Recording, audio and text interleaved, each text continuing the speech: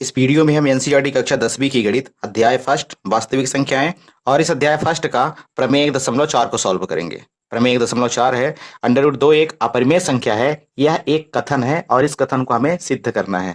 इस कथन को सिद्ध करने के लिए हमें प्रमेय 1.3 का प्रयोग करना है। तो चलिए इस प्रमेय को हल करते हैं। हल में लिखना है आपको, माना अंडर रूट 2 एक परिमेय संख्या है जो दिए गए के विपरीत है। यहाँ अंडर रूट 2 एक अपरिमेय संख्या है, लेकिन यहाँ पर हमने इसको माना है कि अंडर रूट 2 एक परिमेय संख्या है। अब यदि यह परिमेय संख्या है तो पी बटे क्यू के रूप की होगी, इसलिए अंडर रूट 2 बराबर ए बटे बी, जहाँ ए और बी सह अभाज्य पूर्णांक हैं तथा बी बराबर नहीं 0। अब यहाँ अंडर रूट 2 बराबर ए बटे बी है। ए बी के भाग में है और हम इसको इस साइड करेंगे तो अंडर रूट 2 के गुणे में आएगा। तो यहाँ पर हो जाएगा बी अंडर रूट 2 बराबर ए। अब इन दोनों पक्षों का वर्ग करना है। दोनों पक्षों का वर्ग करने पर, दोनों पक्षों का वर्ग करेंगे तो बी अंडर रूट 2 का स्क्वायर बराबर ए का स्क्वायर। इसके बाद इसे थोड़ा सॉल्व कर लेते हैं तो b का स्क्वायर और 2 दूना 4, अंडर रूट 2 का स्क्वायर करेंगे तो यह अंडर रूट 4 हो जाएगा बराबर ए स्क्वायर। यहाँ 4 का वर्गमूल 2 और ये b स्क्वायर बराबर ए स्क्वायर हो जाएगा। तो 4 का वर्गमूल 2 पहले लिख लेते हैं और b स्क्वायर बराबर ए स्क्वायर। अब यहाँ पर b स्क्वायर बराबर हो जाएगा ए स्क्वायर और इस 2 को अदर साइड कर देते हैं, पक्षांतर कर देते हैं तो ये तो ए स्क्वायर के भाग में जाएगा। तो इस प्रकार से प्राप्त हुआ बी स्क्वायर बराबर ए स्क्वायर बटे 2। यहाँ पर ए स्क्वायर के भाग में 2 है तो कहने का मतलब ये है कि 2 ए स्क्वायर को विभाजित कर रहा है। तो यहाँ आपको लिखना है, यहाँ 2 ए स्क्वायर को विभाजित करता है। अब अगर 2 ए स्क्वायर को विभाजित करता है तो प्रमेय 1.3 के अनुसार 2 ए को भी विभाजित करेगा, इसलिए प्रमेय 1.3 के अनुसार 2 ए को भी विभाजित करेगा। अब यदि 2 ए को भी विभाजित करेगा मतलब ए बटे 2 होगा। तो ए बटे 2 बराबर हम कोई अन्य पूर्णांक जैसे यहाँ पर सी मान लेते हैं, जहाँ सी एक पूर्णांक है। तो ए बराबर हो जाएगा, अब यहाँ पर 2 ए के भाग में है और अगर हम इसको सी की साइड ले जाएंगे तो यह सी के गुणे में जाएगा तो हो जाएगा ए बराबर 2c। अब यहाँ पर भी दोनों पक्षों का वर्ग कर देते हैं। दोनों पक्षों का वर्ग करने पर, यदि दोनों पक्षों का वर्ग कर देते हैं तो यह हो जाएगा ए स्क्वायर बराबर 2c का स्क्वायर। ए स्क्वायर की जगह 2b स्क्वायर को लिखेंगे तो यह हो जाएगा 2b स्क्वायर, मतलब ए के मान को प्रतिस्थापित करना है। 2b स्क्वायर बराबर हो जाएगा तो 2 का वर्ग 4 और ये c का वर्ग c स्क्वायर। तो b स्क्वायर बराबर यहाँ हो जाएगा 4c स्क्वायर बटे 2। 2 एक कम 2 दूना 4, तो b स्क्वायर बराबर हो जाएगा 2c स्क्वायर। अब इस 2c स्क्वायर को हम लिख सकते हैं c स्क्वायर बराबर b स्क्वायर और बटे में लिखेंगे 2। अब यहाँ 2b स्क्वायर को विभाजित कर रहा है तो प्रमेय 1.3 के अनुसार 2b को भी विभाजित करेगा। पहले कथन में 2a स्क्वायर को विभाजित कर रहा था और दूसरे कथन में 2b स्क्वायर को विभाजित कर रहा है। तो मतलब 2a को भी और b को दोनों को विभाजित करेगा। अतः a और b में कम से कम एक उभयनिष्ठ गुणनखंड 2 है। अब यहाँ ध्यान दीजिए, a और b ये दोनों सहभाज्य पूर्णांक है और सहभाज्य पूर्णांक वे पूर्णांक होते हैं जिनका एक के अतिरिक्त अन्य कोई उभयनिष्ठ गुणनखंड ना हो। लेकिन यहाँ पर a और b का 2 उभयनिष्ठ गुणनखंड है और जबकि एक के अतिरिक्त इनका कोई उभयनिष्ठ गुणनखंड नहीं होना चाहिए। तो यहाँ पर यह विरोधाभास हमारी त्रुटिपूर्ण कल्पना के कारण हुआ है। तो यहाँ पर आपको लिख देना है, लेकिन यह इस तथ्य से विरोधाभासी कि ए और बी 2 सह अभाज्य पूर्णांक हैं। यह विरोधाभास त्रुटिपूर्ण कल्पना के कारण हुआ है। अतः इससे निष्कर्ष निकलता है कि √2 एक अपरिमेय संख्या है। बस यही सिद्ध करना था, तो यहाँ लिखना है इति सिद्धम। अब इसी प्रकार से √3 और √5 को भी सिद्ध करना है कि वह अपरिमेय संख्या है। अब चलते हैं उदाहरण नंबर 9 की तरफ।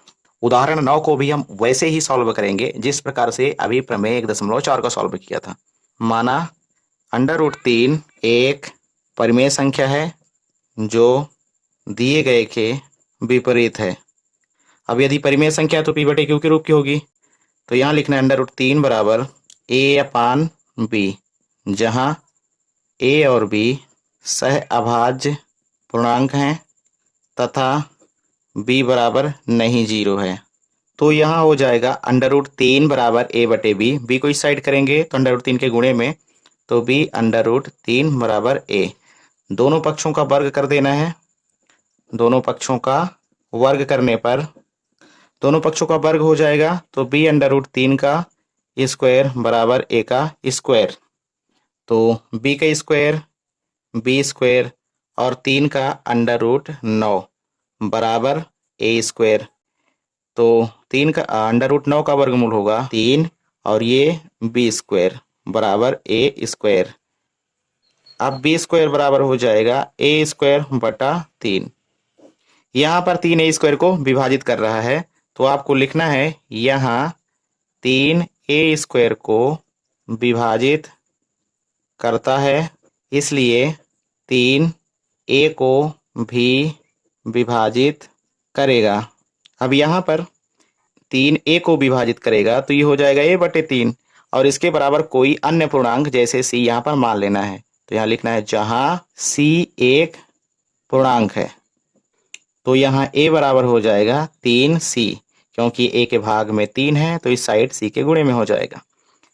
अब दोनों पक्षों का फिर से यहाँ पर वर्ग कर देना है। दोनों पक्षों का वर्ग करने पर दोनों पक्षों का वर्ग करेंगे तो ये हो जाएगा A स्क्वायर बराबर 3C स्क्वायर। यहाँ पर 3B स्क्वायर बराबर A स्क्वायर है, मतलब A स्क्वायर बराबर 3B स्क्वायर है, तो A स्क्वायर की जगह 3B स्क्वायर रखेंगे। तो यह हो जाएगा 3B स्क्वायर बराबर 3 का स्क्वायर 9 और C का C।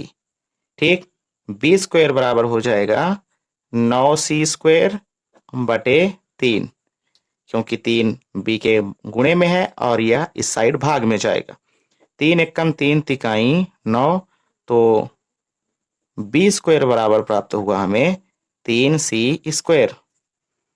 अब इसको इस प्रकार से लिख सकते हैं C स्क्वायर बराबर B स्क्वायर और C स्क्वायर के गुणे में 3 है तो यह B स्क्वायर के भाग में जाएगा। तो ये हो गया C स्क्वायर बराबर B स्क्वायर बटे 3। अब यहाँ आप बताइए B स्क्वायर को 3 विभाजित कर रहा है कि नहीं कर रहा है, तो यहाँ लिखना है 3 B स्क्वायर को विभाजित करता है। अब यदि 3 A स्क्वायर को विभाजित करता है तो 3 B को भी विभाजित करेगा। यदि हम पहले कथन में देखें तो 3 A स्क्वायर को विभाजित करता है तो 3 A को भी विभाजित करेगा, और दूसरे कथन में देखें तो 3 B स्क्वायर को विभाजित करता है तो 3 B को भी विभाजित करेगा। तो यहाँ पर 3 A और B दोनों को विभाजित कर रहा है, जबकि ऐसा नहीं होना चाहिए, क्योंकि A और B ये सह अभाज्य पूर्णांक है, और सह अभाज्य का मतलब होता है जिनका उभयनिष्ठ गुणनखंड एक के अतिरिक्त अन्य कोई भी संख्या ना हो, लेकिन यहाँ पर 3 है। तो आगे लिखना है आपको, अतः A और B के कम से कम एक उभयनिष्ठ गुणनखंड 3 है, लेकिन यह इस तथ्य से विरोधाभासी है कि A और B दो सह अभाज्य पूर्णांक हैं। यह विरोधाभास त्रुटिपूर्ण कल्पना के कारण हुआ है। अतः इससे निष्कर्ष निकलता है कि √3 एक अपरिमेय संख्या है। इस प्रकार से आपको सिद्ध कर देना है। अब उदाहरण 10 है, दर्शाइए कि 5 - √3 एक अपरिमेय संख्या है। तो जिस प्रकार से हमने प्रमेय 1.4 को और एग्जाम्पल नंबर 9 को सॉल्व किया था, सेम टू सेम उसी प्रकार से इसको भी सॉल्व करना है। तो इसके हल में लिखेंगे, माना 5√3 एक परिमेय संख्या है जो दिए गए के विपरीत है। अब यह परिमेय संख्या है तो P बटे Q के रूप की होगी, तो यहां पर लिख सकते हैं 5 माइनस √3 बराबर A बटे B, जहां A और B सह अभाज्य पूर्णांक हैं तथा B बराबर नहीं 0 है। अब 5 माइनस √3 बराबर A बटे B को हम इस प्रकार से लिख सकते हैं, माइनस √3 बराबर A बटे B, और ये 5 इस साइड प्लस में है तो इस साइड ले जाएंगे तो ये -5 हो जाएगा। अब माइनस को पक्षांतर करेंगे तो जो संख्या इधर प्लस में है माइनस में हो जाएगी और जो माइनस में वो प्लस में है, तो इस प्रकार से लिख सकते हैं √3 बराबर, ये माइनस में हो जाएगा और ये प्लस में, तो 5 माइनस A बटे B। अब यहां पर ध्यान दीजिए A और B पूर्णांक हैं, तब 5 माइनस A बटे B ये एक परिमेय संख्या होगी, और अगर यह परिमेय संख्या होगी तो इसके बराबर में √3 है तो √3 भी एक परिमेय संख्या होगी। तो आगे आपको लिखना है, चूंकि A और B पूर्णांक हैं इसलिए 5 माइनस A बटे B एक परिमेय संख्या है, अर्थात √3 एक परिमेय संख्या है। लेकिन यह इस तथ्य के विरोधाभासी है कि √3 एक अपरिमेय संख्या है। यह विरोधाभास हमारी त्रुटिपूर्ण कल्पना के कारण हुआ, अतः इससे यह निष्कर्ष निकलता है कि 5 माइनस √3 एक अपरिमेय संख्या है। बस यही सिद्ध करना था, इति सिद्धम। अब उदाहरण नंबर 11 है, दर्शाइए कि 3√2 एक अपरिमेय संख्या है। जिस प्रकार से हमने उदाहरण नंबर 10 को सॉल्व किया है सेम टू सेम इसको भी सॉल्व करना है। तो चलिए शुरू करते हैं। लिखना है हल में, माना 3√2 एक परिमेय संख्या है जो दिए गए के विपरीत है। अब यदि यह परिमेय संख्या है तो P बटे Q के रूप की होगी, है ना, ध्यान रखना है। इसलिए 3√2 बराबर A बटे B, जहां A और B सह अभाज्य पूर्णांक हैं, सहअभाज्य पूर्णांक या सहअभाज्य संख्याएं हैं तथा B बराबर नहीं 0 है। तो 3√2 बराबर A बटे B को हम इस प्रकार से लिख सकते हैं, यहाँ पर 3√2 बराबर A बटे B है, 3√2 के गुणे में है और इस साइड जाएगा तो यह भाग में चला जाएगा A के, तो यहाँ हो जाएगा √2 बराबर A बटे 3B। यहाँ पर 3 A और B ये तीनों पूर्णांक है इसलिए यह एक परिमेय संख्या होगी, और अगर यह परिमेय संख्या होगी तो √2 भी परिमेय संख्या होगी। तो इसके आगे आपको लिखना है, चूंकि A और B पूर्णांक हैं इसलिए A बटे 3B एक परिमेय संख्या है, अर्थात √2 एक परिमेय संख्या है।